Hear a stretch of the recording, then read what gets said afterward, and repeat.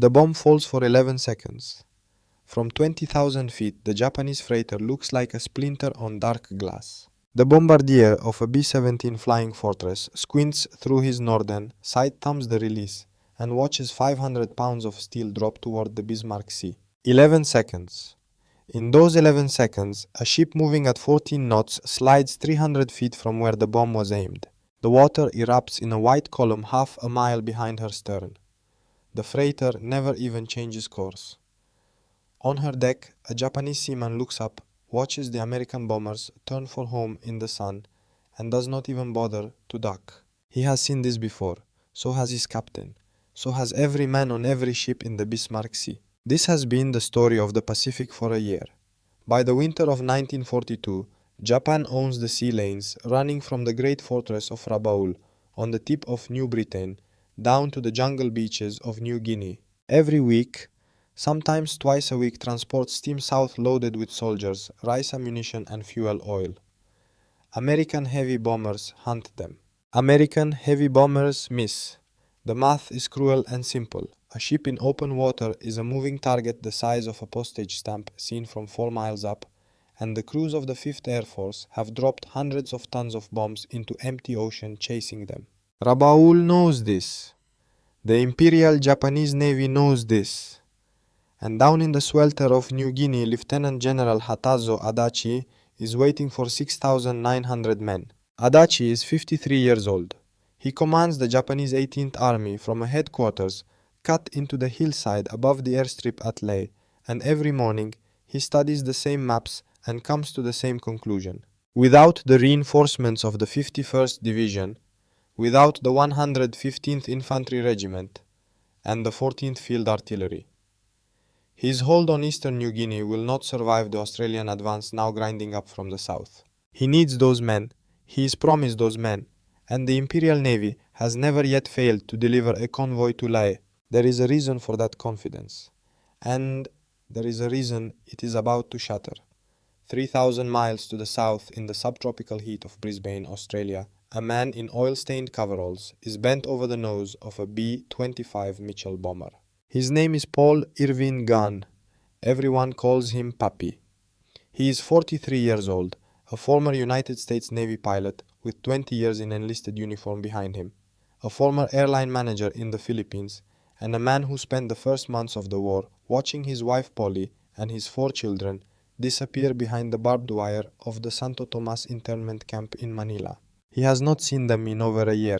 He does not know if they are alive. He works instead on airplanes. Pappy Gunn does not believe in high-altitude bombing. He does not believe in doctrine.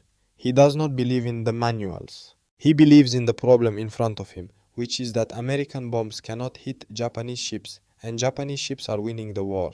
At Eagle Farm Airfield, in a hangar that smells of aviation fuel and eucalyptus, he begins to strip a B-25 apart. The bombardier's station in the glass nose comes out first, in its place working with a North American aviation field representative named Jack Fox. He bolts 4 Browning 50 caliber machine guns. Then he builds ammunition boxes to feed them. Then he reinforces the nose ring because the recoil of 4 heavy machine guns firing together is enough to shake rivets loose. Then he does it again. And again.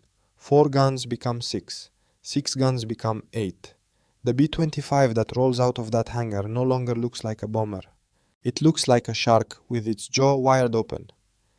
There is no order for this from Washington. There is no budget line for this in the War Department. Pappy Gunn is modifying front-line combat aircraft in a foreign country on his own authority. And he is doing it because a man in a corner office in Port Moresby has told him to keep doing it. That man is George Churchill Kenny.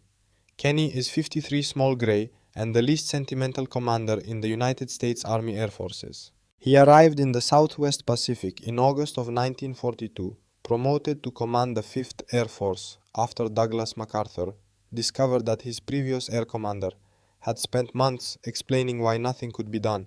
Kenny does not explain why things cannot be done. Kenny does things. When he first walked into MacArthur's headquarters, MacArthur told him coldly that the Air Force in this theater was a disgrace. Kenny told him just as coldly that in 6 weeks it would not be. He was not exaggerating. He also does not care about doctrine. When his fighter commanders complain about aircraft shortages, he cannibalizes wrecks. And when a wild-eyed former Navy man named Pappy Gunn walks into his office with a sketch of a bomber with 8 machine guns in the nose, Kenny does not tell him to submit paperwork. Kenny tells him to go and build it. The other half of the equation is happening 200 miles north on a coral reef off Port Moresby. There is a wreck there, half above the water, half below. She was a British freighter, sun-bleached and salt-eaten, run aground long before the war. And every day for weeks, a bomber crew has been flying at her. Not from 20,000 feet. From 200. From 100. From so low the propeller wash sends spray across her rusted deck. The pilot who first proved it could be done is a man named William Ben, a major in his early 30s, an aide to General Kenny, who has been given one task. Find a way, any way, to make a bomb hit a moving ship. Ben's answer is stolen in part from Royal Air Force experiments over the North Sea. He calls it skip bombing. You do not drop the bomb on the ship, you drop it in front of the ship. You come in at wave top height, arm the fuse for a 5-second delay release at exactly the right speed and the right distance, and let the bomb bounce off the water like a flat stone thrown across a pond. It skips once, maybe twice, and then it slams into the side of the target at the waterline and detonates from the inside. It should not work. It works. Ben's crews practice against the Moresby wreck until they can put a bomb into her hull from a mile out. The concept is proven. Ben himself will not leave to see how far it goes. On the 18th of January 1943, he takes off from Port Moresby in a B-25 on a reconnaissance flight, and neither he nor his aircraft is ever heard from again. He is listed as missing in action. His wife will spend the next 14 years not knowing what happened to him. Then in 1957, an Australian survey team crossing a wooded valley in New Guinea will come upon the wreckage of an American bomber. The tail numbers will match. Investigators will conclude that Ben had flown into fog. He had never seen the mountain. And then Kenny does something that no other air commander in the Pacific would have dared. He orders skip bombing married to Pappy Gunn's guns, and he hands the resulting aircraft to a squadron he thinks can fly them. Picture the resulting aircraft. A B-25 Mitchell twin-engined painted olive drab. Where the nose glass used to be, there is now a wall of steel, with 8 muzzles pointing forward like the teeth of a mechanical animal. Each gun holds 400 rounds of armor-piercing incendiary ammunition. Each gun can spit 12 of those rounds a second. Together, all 8 fire more than 6,000 rounds a minute. A solid stream of steel and fire that can saw through a destroyer's superstructure the way a bandsaw goes through pine. The pilot flies straight at his prey at 280 miles an hour, 50 feet above the sea. At 1200 yards, he squeezes the trigger. At 600 yards, he releases his skip bombs. At 200 yards, he pulls up hard and screams over the target so low the crew can feel the heat of the fires they have just started. There has never been an aircraft like it in the history of aerial warfare, and the Japanese Navy does not know it exists. The last piece of the machine is invisible, in a nondescript building in Melbourne and in a similar building in Washington, D.C. Men and women in shirt sleeves sit at long tables covered in intercept sheets. They are the code breakers of FRU-MEL, the Fleet Radio Unit Melbourne, and they have been quietly methodically reading the mail of the Imperial Japanese Navy for months. On the 16th of February 1943, they decrypt a message. It concerns a convoy, transports and destroyers bound for Lae arrival estimated the 5th of March. The message travels urgent to Kenny's headquarters. Kenny reads it standing up. He hands it across the room to a Royal Australian Air Force Group captain named William Garing, 33 years old, quiet-voiced, blunt, one of the best tactical planners in the Pacific. And Kenny says in words that survive only in paraphrase that this time they will not miss. Garing draws up the plan. It is not a plan for a single attack. It is a plan for an ambush of the entire convoy, in daylight in open water, using every aircraft the Allies can put in the sky, arriving simultaneously from multiple altitudes, so that the Japanese anti-aircraft gunners will not know where to look. High above the B-17s, drawing the eye upward. Below them, at medium altitude, more B-25s dropping conventional bombs. Below them, on the deck, RAAF Bullfighters, sweeping the anti-aircraft crews off their guns with 20mm cannon fire, and coming in last and lowest, so low that their shadows will ripple on the waves the strafers.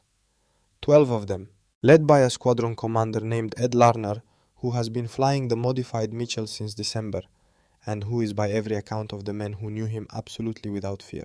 Larner is briefed, the crews are rehearsed, the maps are marked, and on the last night of February 1943 in the harbor at Simpson Bay, Rabaul, Rear Admiral Masatomi Kimura gives the order that his convoy will sail. Kimura is 52 years old. He is a career officer of the Imperial Japanese Navy, cautious, competent, respected.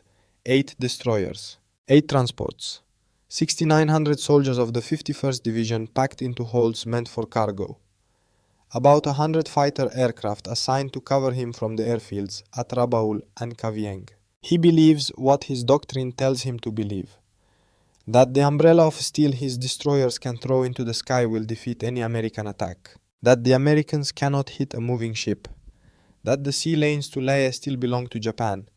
He is wrong about all three. And somewhere in a hangar in Brisbane, the ground crews are loading 400 rounds into each of 8 guns. The convoy sails at midnight.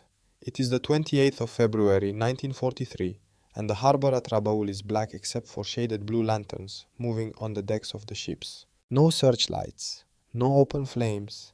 16 vessels slip past the volcanic cone of Tavurvur and turn their bows west into the Bismarck Sea. 8 destroyers on the outer ring, 8 transports in the center, and below the decks of those transports in holds designed to carry rice and coal sit 6,900 men of the 51st Division. Most of them are between 18 and 23 years old. Most of them have never seen combat. They sit shoulder to shoulder in the dark, their rifles between their knees, their equipment stacked around them, and they listen to the throb of the engines through the steel plates and try to sleep. They have been told the voyage will take 6 days. Above them, on the bridge of the flagship destroyer, Shirayuki, Rear Admiral Masatomi Kimura, studies a chart under a red-shielded lamp. The route he has chosen runs west along the northern coast of New Britain, then south through the Vityaz Strait, then down into the Huon Gulf and Lae. It is the shortest path. It is also the path most exposed to American air power. Kimura has weighed the risk. He has weighed the weather report. And the weather report is a gift. A cold front is moving across the Bismarck Sea. Low ceiling. Rain squalls. Visibility measured in hundreds of yards. For the next 36 hours the convoy will sail inside a moving cave of cloud, and no American aircraft will be able to find it. The forecast holds. For 36 hours the Americans cannot find him. It is enough to convince a careful man that the shortest route was the right one. At 4 in the afternoon on the 1st of March, a lone consolidated B-24 Liberator, on a routine patrol, drops through a hole in the overcast at 9,000 feet, and the co-pilot leans forward against his straps and stares. Below him, spread across 2 miles of grey water, are the wakes of 16 ships. The pilot banks away before he is seen. The radio operator taps out the contact. Course speed position. Then the cloud closes over the convoy again, and the B-24 turns for home. But the message has already reached Port Moresby. It has already reached General Kenny's headquarters. And in a briefing room at Dobodura Airfield, the men of the 5th Air Force stop what they are doing and look up. They have been waiting for this for 2 weeks. They know because the code breakers have told them that the convoy is out there. They have rehearsed the attack. They have drawn the routes on maps in charcoal and rubbed them out and drawn them again. Now the contact is confirmed and the machine begins to move. Fuel trucks roll. Armorers hoist 500-pound bombs into open bays. Ground crews walk the flight lines by lantern light, checking cowl fasteners, checking oil pressure, checking the belts of ammunition curling into the 8 machine guns in the noses of the modified Mitchells. Nobody speaks much. Everybody knows what tomorrow is. Dawn on the 2nd of March is grey and wet. At Port Moresby, B-17 Flying Fortresses take off in the streaming rain and climb through overcast for an hour before they break out into sunlight. They fly north. They find nothing. They fly farther. And then at 9:30 in the morning, another Liberator radios a fresh sighting, and the fortresses turn hard onto the new heading. At 10 o'clock they find the convoy. They attack in successive waves through the morning. 8 bombers first from 5,000 feet. 20 more an hour behind them. The 1,000-pound demolition bombs mostly miss because a moving ship at that altitude is still the size of a fingernail. But not all of them miss. Bomb after bomb, in wave after wave, hunts the transport Kyokusei Maru. She is carrying 1,200 soldiers. She burns for several minutes, and then she rolls onto her side, and she sinks, and the water fills with men swimming and men not swimming and rectangles of floating debris that used to be crates of ammunition. The Japanese destroyer Yukikaze pulls alongside. Her crew throws down cargo nets and hauls survivors out of the oil. They save perhaps 800. The other 400 are simply gone. But this is not the attack. This is the prelude to the attack. An Admiral Kimura, watching from the bridge of the Shirayuki, has lost 1 transport out of 8. He can absorb that. The umbrella of steel has held. He orders the convoy to close ranks and steam on through the night. Through the darkness of the 2nd of March, the 15 surviving ships push south toward the Vityaz Strait. On the transports, the soldiers of the 51st Division hear the explosions from above and cannot see anything and wait. Some of them pray. Some of them write letters that will never be delivered. On the escorting destroyers, gun crews sleep in shifts at their stations. Boots on life vests within arm's reach, waiting for the sound of engines. They will never hear coming. At Cape Ward Hunt on the northern coast of Papua, an invisible line has been drawn on a map.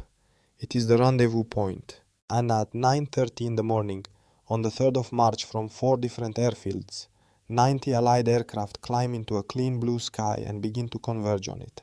They arrive within minutes of each other. 13 B-17 flying fortresses at 7,000 feet.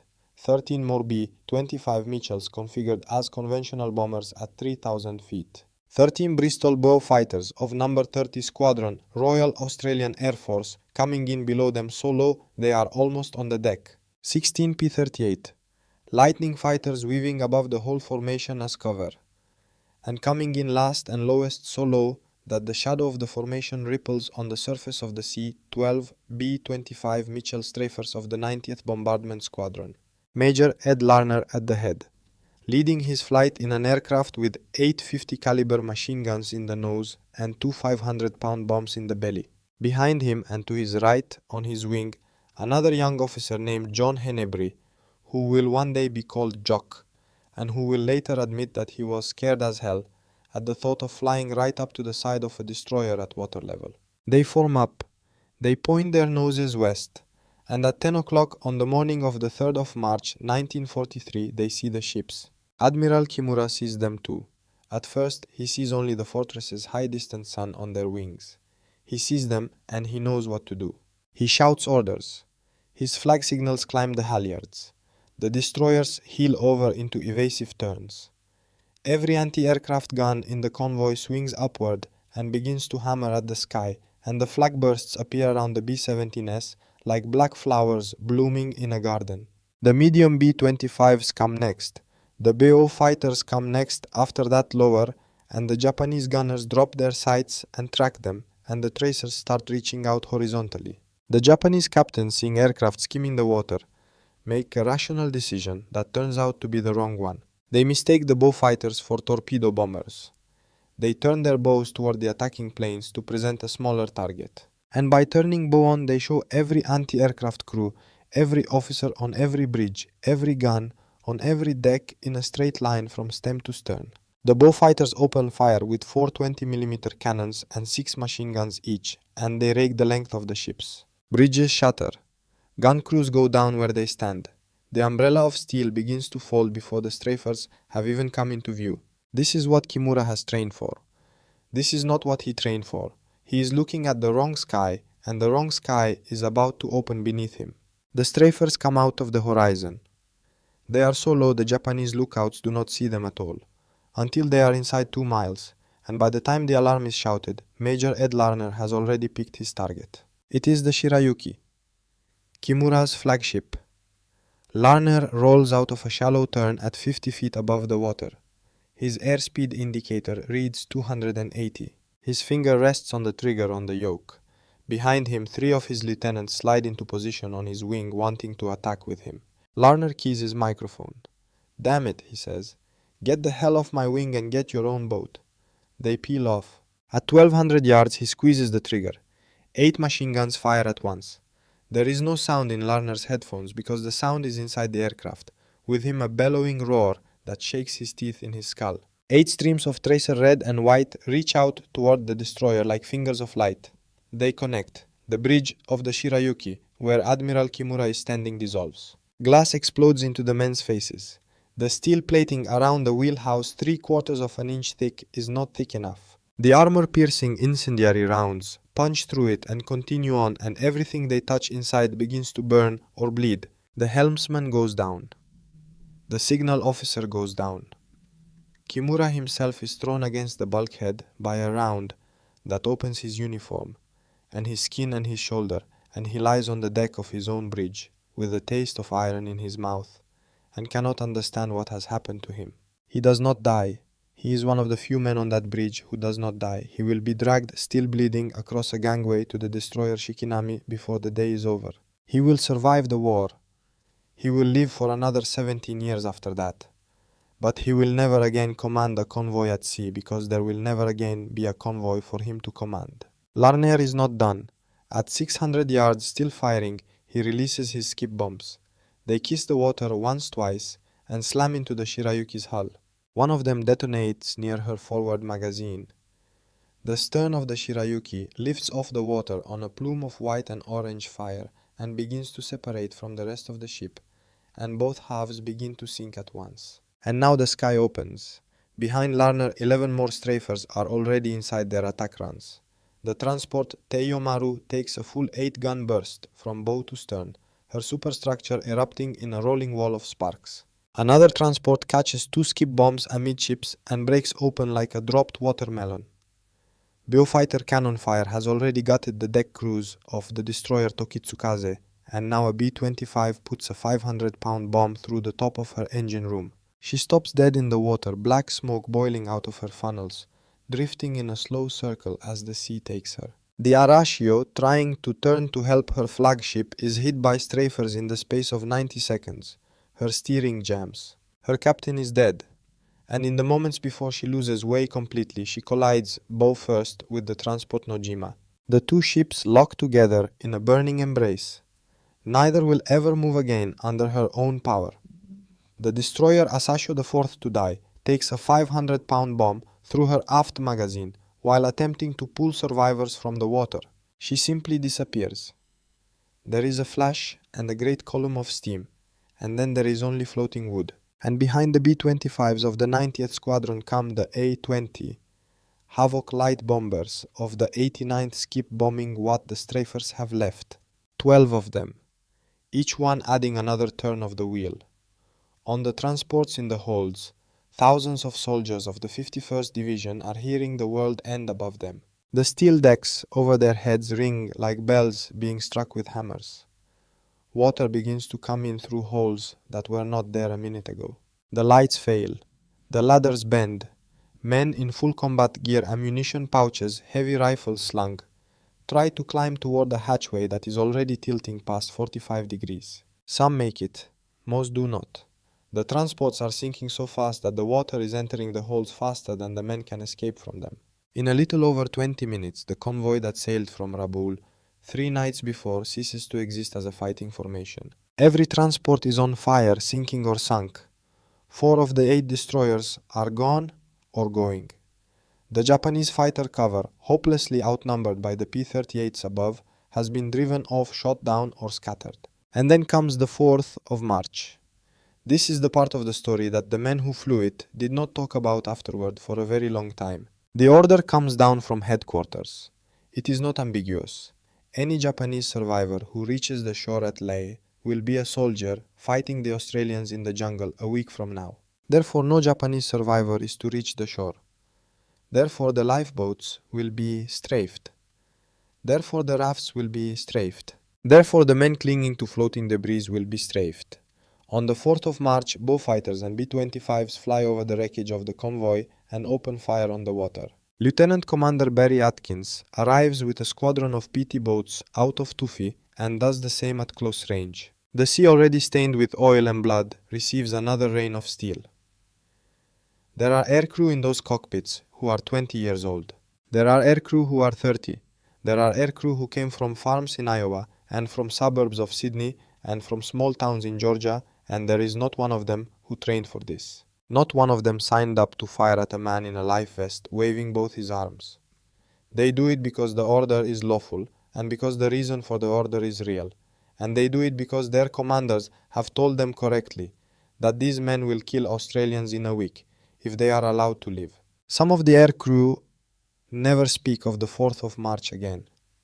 Some speak of it in the last months of their lives to grown children in kitchens and go quiet and cannot finish the sentence. By dusk, the Bismarck Sea is empty of ships. There is only floating wreckage and oil slicks that stretch for miles, and here and there a raft with living men on it drifting north, hoping to reach a Japanese submarine before an American aircraft finds them first. 6,900 men had sailed from Rabaul. The Imperial Japanese Navy would recover roughly 2,700 of them alive and return them shaken to the port they had left 5 nights before. About 2,890 men would not be recovered at all. And in Lae, in his hillside headquarters, Lieutenant General Hatazo Adachi would receive the casualty report on the morning of the 5th of March. He would read it, he would set it down, and he would understand with the clarity of a man who has just watched a door close that the reinforcements he had been promised were not coming. Not next week, not next month, not ever. The umbrella of steel had held for exactly 120 seconds. And then it had come down. The tally was written in pencil. At 5th Air Force Headquarters, on the morning of the 5th of March 1943, a staff officer sat down at a wooden desk and began to write numbers on a sheet of paper. 8 transports sunk, 4 destroyers sunk, 4 destroyers damaged and limping, roughly 2,890 enemy dead. On the Allied side, 13 aircrew lost 10 in combat and 3 in an accident. 6 aircraft. The numbers were checked twice because they seemed impossible. They were not impossible. They were true. General George Kenney read the tally, standing up in the same office where he had read the intercept 2 weeks before. And he did something uncharacteristic. He sat down. Then he picked up a telephone and asked to be connected to General Douglas MacArthur. 2 days later, on the 7th of March, MacArthur issued a communiqué to the press. In it, he claimed that 22 Japanese ships had been sunk, including 12 transports, 3 cruisers and 7 destroyers, and that 12,792 enemy soldiers had died. It was front to back an exaggeration. The Japanese had not sailed with cruisers. They had not sailed with 12 transports. The dead numbered a third of what MacArthur announced. Army Air Force Headquarters in Washington would quietly investigate the discrepancy later that year and conclude that only 16 ships had ever been in the convoy, but the correction would be filed in a cabinet and forgotten, and MacArthur's number would stand. This is one of the uncomfortable truths of the Bismarck Sea. The victory did not need to be inflated. It was already one of the most complete tactical destructions of a naval force by aircraft in the history of warfare. Kenney knew it. The crews knew it. And yet the number was inflated anyway because that was how the war was fought at the level of press releases. And because Douglas MacArthur was a man who understood that a communiqué was a weapon of a different kind. The men who flew the mission were not asked what they thought about it. Rabaul understood what had happened before Tokyo did. At the great naval base on the tip of New Britain, staff officers of the 8th Fleet spent the 6th and 7th of March receiving cabled reports from the surviving destroyers as they limped back into Simpson Harbor. The ships came in low, in the water. Their railings blackened their decks, crowded with wounded men wrapped in blankets and men who could no longer speak. Roughly 2,700 survivors were disembarked onto docks they had left with 6,900. Nobody who watched them come ashore had any doubt about what the number meant. Admiral Isoroku Yamamoto received the full report at Truk. He read it in silence. There is no record of what he said.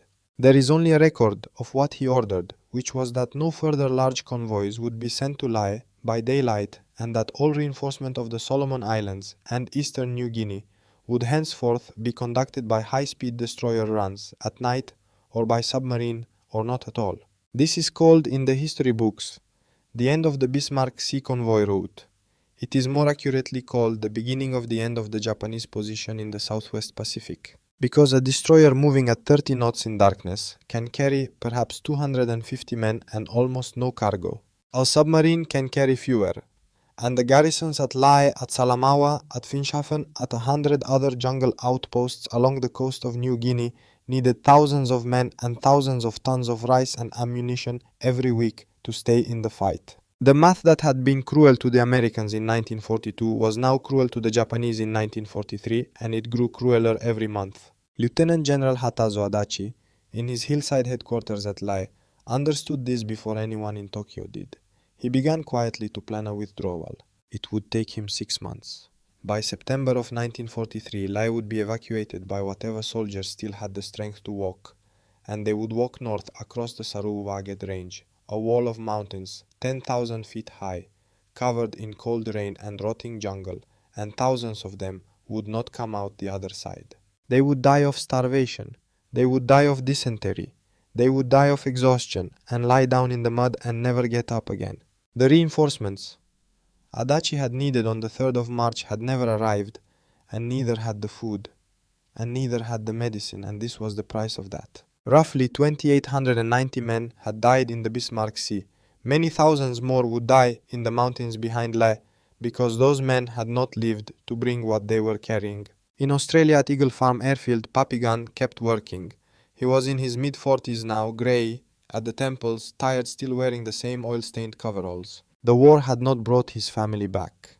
He worked on airplanes because it was the only thing he could do that felt like getting closer to them. The 8-gun modification became a factory standard. North American Aviation, which had built the B-25 as a level bomber, incorporated Gunn's field alterations into the production line at Kansas City. The late-war strafer variant of the B-25J would leave the factory with 8 fixed forward guns in the nose from the beginning, plus gun packages on the sides of the fuselage, plus the turret, plus the waist, plus the tail. A single medium bomber carrying 1850 caliber machine guns. It was the most heavily armed aircraft of its type ever built by any nation, and every one of them existed because of a man who had never designed an airplane in his life, and had figured it out with a hacksaw and a welding torch in a hangar in Brisbane. Pappy Gunn was promoted to major after the Bismarck Sea and later to colonel. He was sent home briefly in April of 1943 to teach North Americans engineers what he had learned, then returned to the Pacific and kept flying. He was wounded in a Japanese air raid on Leyte in late 1944. He was reunited with his wife Polly and his 4 children in February of 1945 at the liberation of Manila, and he wept openly on the tarmac when he saw them walking toward him, thin as reeds but alive. He would die 12 years after that, in October of 1957 at the age of 57. When the Beech 18 he was piloting through a storm over the central Philippines was slammed into a tree by a downdraft. He had never sought a medal. He had built the weapon that broke a convoy, and he had gone home to his wife. Major Ed Larner, who had led the strafers over the Shirayuki, did not live to see the end of the war. He was killed on the 30th of April 1943, 58 days after the Bismarck Sea, at Dobodura Airfield in New Guinea. Coming in to land in a B-25 loaded with fuel bombs and 8 passengers, he dove low across the strip and pulled up sharply into a chandelle, the trademark maneuver he liked to perform on approach. The aircraft was too heavy. It stalled at the top of the climb, fell into a flat spin, and exploded on the ground. There were no survivors. He left behind a wife and 2 daughters. His squadron buried him at Port Moresby. Command of the 90th passed to his wingman Jock Hennebry, who had followed him into the Shirayuki that morning over the Bismarck Sea, and who had by his own admission been scared as hell. Admiral Masatomi Kimura recovered from his wounds. He was reassigned to shore duty and never held another sea command. He surrendered to Allied forces at the end of the war and returned to civilian life in Japan, and he died in 1960 at the age of 69. He rarely spoke of the 3rd of March, the doctrine of the strafer born from Pappy Gunn's improvisation and Ed Larner's execution spread. By 1944, the 345th Bombardment Group painted with shark mouths across their gun-heavy noses, was hunting Japanese shipping the length of the coast of New Guinea and up into the Philippines. The 38th Group followed. Together they turned daylight into a season the Japanese merchant marine could not survive. By the end of 1944, most of the Japanese merchant fleet was on the bottom of the Pacific, and a great deal of it had been put there by aircraft that had begun life as level bombers and been re-engineered in the field into something no rule book had ever imagined. 20 years later in Vietnam, the United States Air Force would put miniguns and howitzers into the sides of transport aircraft and call the result Puff the Magic Dragon and Spooky and Spectre. 20 years after that, in the deserts of Iraq, the A-10 Thunderbolt would fly low over columns of enemy armor and fire a 30mm cannon out of its nose with the same brutal, deliberate logic that Pappy Gunn had bolted into a Mitchell in 1942. Every one of those aircraft in a line as straight as a hallway traces back to a hangar in Brisbane. But there is one last piece of this story, and it is not about aircraft or doctrine or industrial capacity. It is about the 4th of March. For a long time, the men who had flown that day did not talk about it. They came home. They took jobs. They married women who did not ask, and they raised children who did not know. Some of them dreamed. Some of them did not sleep well. Some of them drank more than was good for them in kitchens at 2 in the morning, staring at the wall. In their 80s, a few of them began finally to speak. To their sons mostly, some to their grandsons. They said what had happened. They said what had been ordered. They said what they had done. They did not ask to be forgiven, and they did not defend themselves. They only said that they had been young men, and that the war had asked them to fire on other young men who were already dying in the water, and that they had done it, and that they had thought about it every day for the rest of their lives. Whether that was right or wrong is not a question that this story is going to answer. The reasoning at the time was that a Japanese soldier saved from a sinking transport in March would be a Japanese soldier shooting Australians in the jungle in May, and that reasoning was not paranoid. It was on the record correct. It also does not settle the question. It only frames it. The Bismarck Sea was a turning point in a war. That much is certain. It was the moment when the Japanese Empire lost the ability to sustain itself by sea, and once an island empire loses that, it is only a matter of time before the map begins to shrink back toward the home islands. The doctrine that made the turning point possible was born of American ingenuity and Japanese underestimation in almost equal measure. The Japanese did not think a medium bomber could be turned into a gunship. The Americans did not ask permission before they turned one into a gunship. And on the 3rd of March 1943, in a little over 20 minutes, those two facts collided over the Huon Gulf. There were 6,900 young men in the holds of those transports. There were another 6,000 aboard the ships that carried them. Nearly 3,000 of them did not come home. They had families who waited for letters that never came, and shrines that were built later, and photographs on kitchen shelves in villages across Japan that stayed on those shelves for the next 60 years. There were also young Australian and American men in the cockpits above. Some of them did not come home either. Some of them did come home and never stopped hearing the engines.